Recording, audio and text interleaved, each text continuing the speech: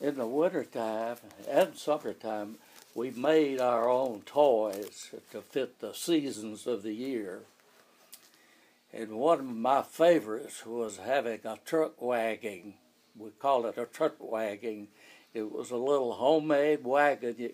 It looked like a T-model Ford, but we made ourselves one. And we lived at the foot of a tall mountain, went up behind our house. And we cut us a trail out and hauled water up there and poured it on it and made it slick so we could slide and turn sideways and go fast. That was one of the most entertaining things I can recall. It was very dangerous, and you guided it with your feet. We had a fake steering wheel, but it was just to hold on to stay on it. Another one of the winter and summer activities we did was riding trees down. We'd go into the woods, and we had to know which tree to ride out. They had to be small, probably 4 inches in diameter at the base.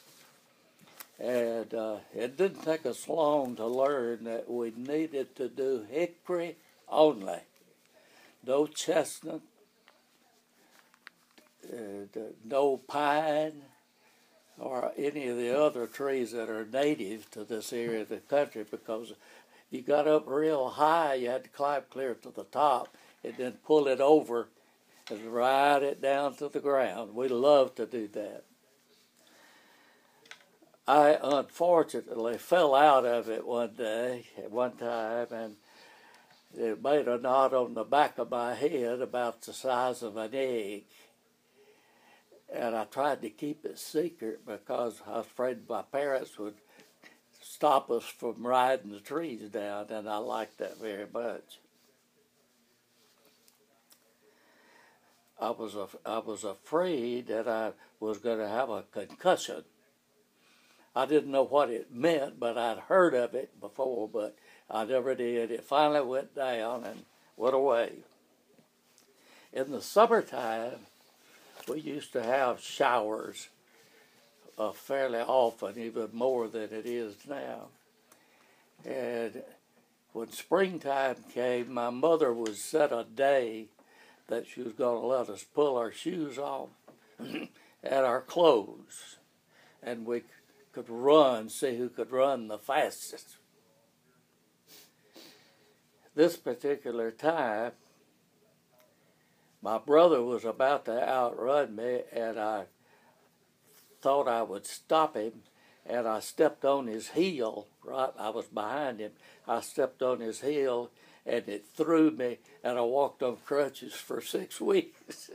Broke a bone in my ankle.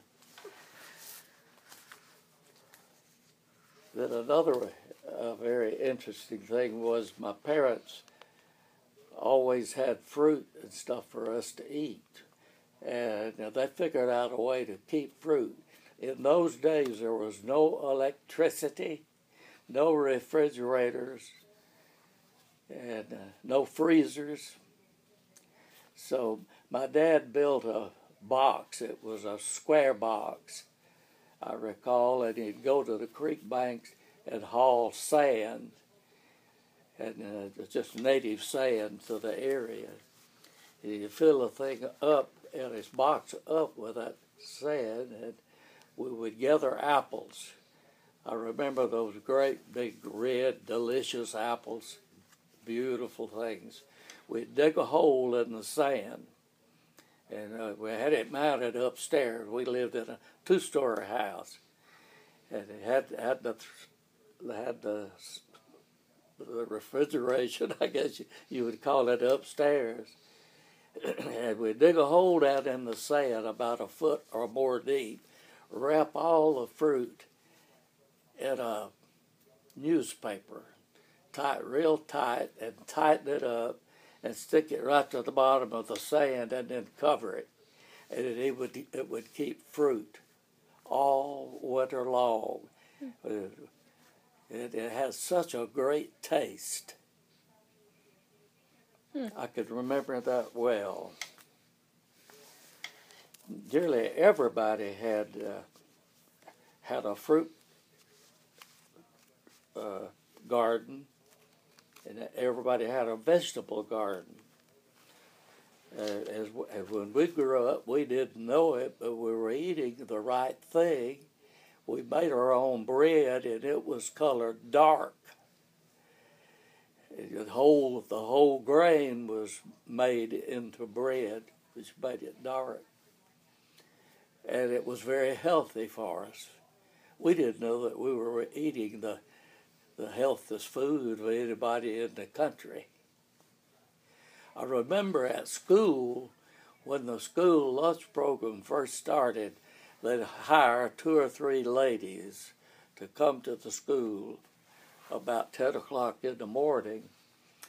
And most of the time, we would have a sandwich that was easy to make, either a cheese sandwich or something that would keep well, and 2 pieces of bread and usually a little bowl of soup.